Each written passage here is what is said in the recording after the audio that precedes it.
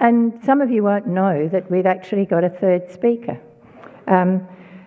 She wasn't part of the original advertising, but having the insights and direct experience of someone who worked for Save the Children for 9 months on Nauru, we thought was an opportunity that we shouldn't miss and that you would want to hear from her. So Samantha Betts is going to speak really briefly, just to give us some context and to give us her credentials around speaking with authority about the treatment of asylum seekers. And then she'll join the Q&A, so you'll be able to get more information from her during the question and answer session. So Samantha, over to you.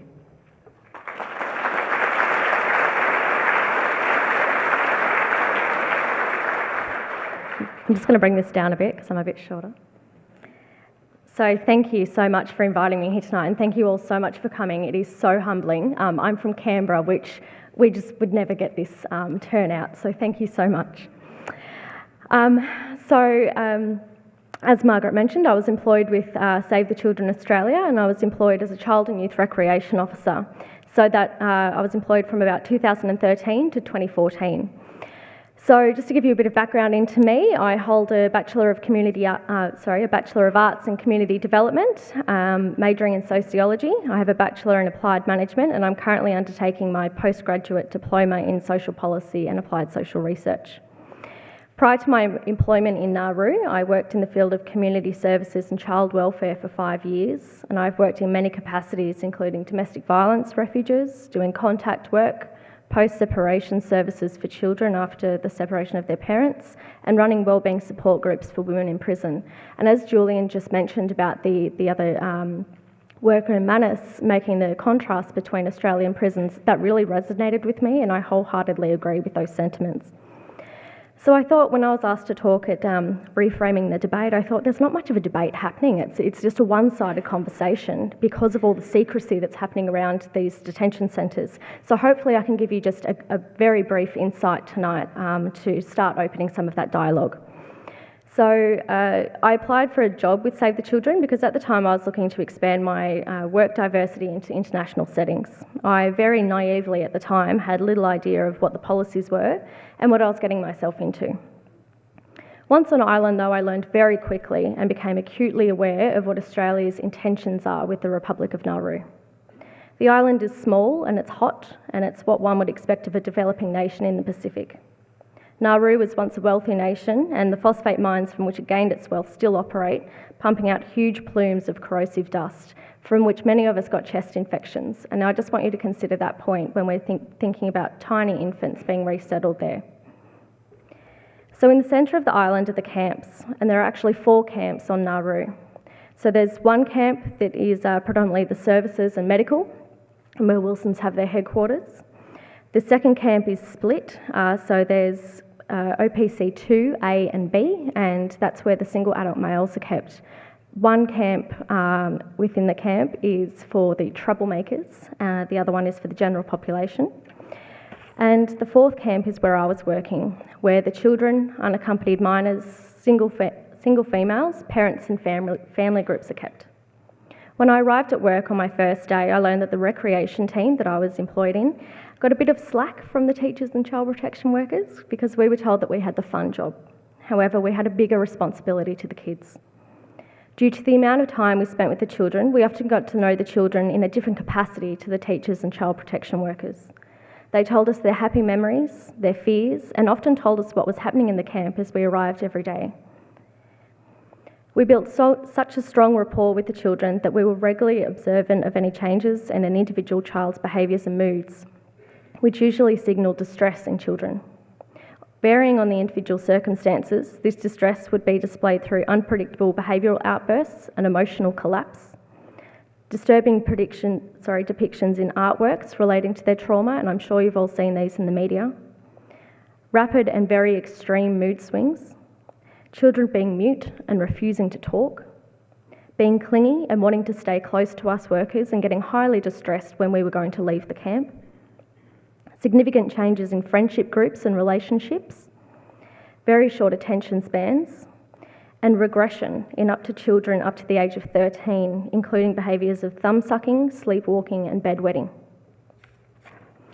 Because of the trauma and continuous damage being done to their childhoods, we tried to facilitate really fun things for the kids. So we made science experiments, arts and craft, soccer games, which often became intensely competitive, but we tried to offer them a childhood.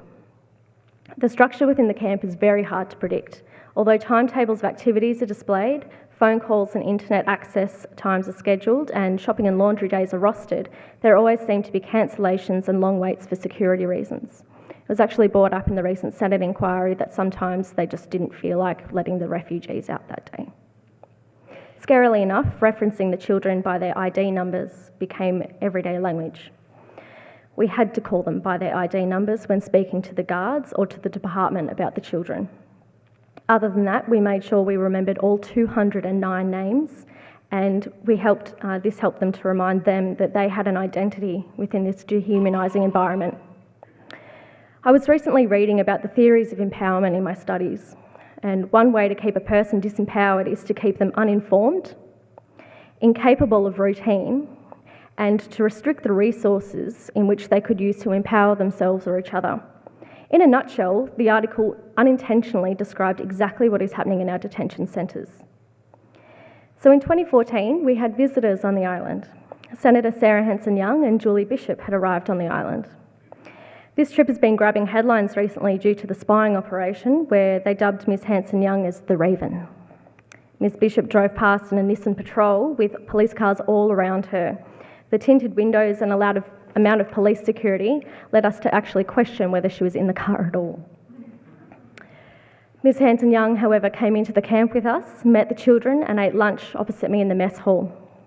I had to laugh with her about her exhausted face after her visit with the kids. She'd given out lots of different books to the kids, and they all came back to her wanting to swap them. It was an issue we knew too well. When the different things are on offer for the kids when they have nothing, they have a fine sense of justice and equality, and they each have to have the exact same.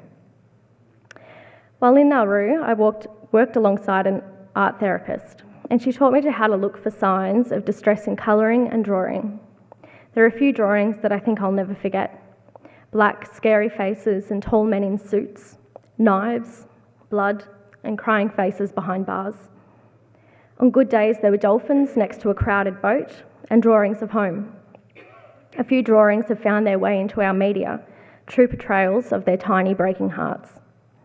The older teens used different mediums to convey their pain, which mostly resulted in a lot of graffiti, which we were able to channel into graffiti art, hip-hop, and lots of other drawings.